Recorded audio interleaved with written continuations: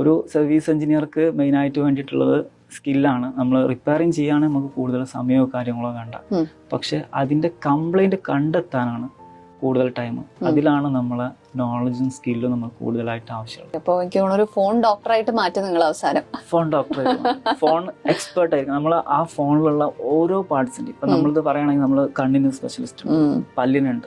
അതുപോലെ തന്നെ നമ്മൾ മൊബൈൽ ഫോണിൽ നോക്കുകയാണെങ്കിൽ മൊബൈൽ ഫോണിൻ്റെ ഉള്ളിലുള്ള മദർ ബോർഡുകൾ, അതിൻ്റെ ഡിസ്പ്ലേ, ഓരോന്നിനും നമ്മൾ വ്യത്യസ്ത ലാബുകളാണ് അവിടെ സെറ്റ് ചെയ്തത്. അതെ, ഒരു ലാബിൽ തന്നെ ഇരുത്തിയിട്ട് എല്ലാം ചെയ്യല്ല, ഓരോന്നിനും ഓരോ ലാബുകളാണ്. ഇപ്പോൾ ഡിസ്പ്ലേയിൽ തന്നെ ലൈൻസ് വരുന്ന പ്രോബ്ലം, ഡിസ്പ്ലേ താഴെ വീണ് ഗ്ലാസ് ഡാമേജ് ആയി പോയിട്ടുണ്ടെങ്കിൽ ഡിസ്പ്ലേ മുഴുവനായിട്ട് മാറ്റാതെ എങ്ങനെ മാറ്റാൻ പറ്റും.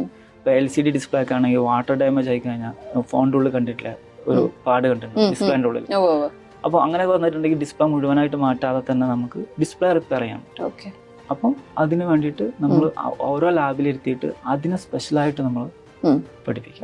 ഇത് ശരിക്കും ഈ കോഴ്സിന്റെ ഡ്യൂറേഷൻ ശരിക്കും എത്ര നാളാണ്? ഡ്യൂറേഷൻ വരുന്നത് 4 മാസം മുതൽ 18 മാസം വരെയുള്ള ഡ്യൂറേഷനുള്ള കോഴ്സാണ്. അതിൽ നമ്മൾ 18 മാസത്തേക്ക് എടുക്കുന്ന സമയത്തേക്കാണ് നമ്മൾ 100% ജോബ് അഷ്യൂരിറ്റി പറയുന്നത്. ഈ 18 മാസം എന്ന് പറഞ്ഞിട്ടുണ്ടെങ്കിൽ അതിൽ അവരെ ഇൻസ്റ്റിറ്റ്യൂട്ടിലുള്ള ട്രെയിനിങ് കഴിയും, നമ്മൾ ഇന്റേൺഷിപ്പ് കഴിയും, സർവീസ് സെന്ററിലുള്ള ട്രെയിനിങ് കഴിയും, പിന്നെ ഓൺ ജോബ് ട്രെയിനിങ് കഴിയും. ഓൺ ജോബ് ട്രെയിനിങ് തന്നെ ഇവർക്ക് അതായത് ഈ 18 മാസത്തിനുള്ളിൽ തന്നെ ഇവർക്ക് സ്റ്റൈപ്പൻഡായിട്ട് വാങ്ങിക്കാനും വേണ്ടിയിട്ട് അവർക്ക് ഏകദേശം ഒരു 60,000 ശരിക്കും അവർക്ക് അങ്ങോട്ടേക്ക് കോഴ്സിന്റെ സമയത്ത് തന്നെ കുട്ടികൾക്ക് അങ്ങോട്ട് കിട്ടുന്നുണ്ട്. ഓക്കെ, എത്രയായിരിക്കും അവരുടെ സാലറിയുടെ സ്കെയിൽ? എത്രയായിരിക്കും സാലറി സ്കെയിൽ എന്ന് പറഞ്ഞിട്ടുണ്ടെങ്കിൽ എങ്ങനെയായാലും ഒരു 16 to 20 എബോ എന്തായാലും സ്റ്റാർട്ടിങ്ങിൽ കിട്ടും. പിന്നെ അവർക്ക് ഒരു 1 year ആണ് ശരിക്കും പറഞ്ഞു കഴിഞ്ഞാൽ ഒരു നന്നായിട്ട് വർക്ക് ചെയ്യുകയാണെങ്കിൽ പിന്നെ അവിടുന്ന് സാലറി നമുക്ക് ഇയർലി വരുന്ന ചെറിയ പെർസെൻറ്റേജ് ഗ്രോത്ത് ആണ് സാധാരണ ഒരു എംപ്ലോയീസിന് ഉണ്ടാവുക. പക്ഷെ ഈ മൊബൈൽ ഫോൺ ടെക്നീഷ്യന്മാരെ സംബന്ധിച്ചിടത്തോളം അങ്ങനല്ല. അവർക്ക് ഇതിൽ ശരിക്കും പറഞ്ഞു കഴിഞ്ഞാൽ ഒരു പെർസെൻറ്റേജ് ഇൻസെന്റീവ് ലെവലാണ് വരിക.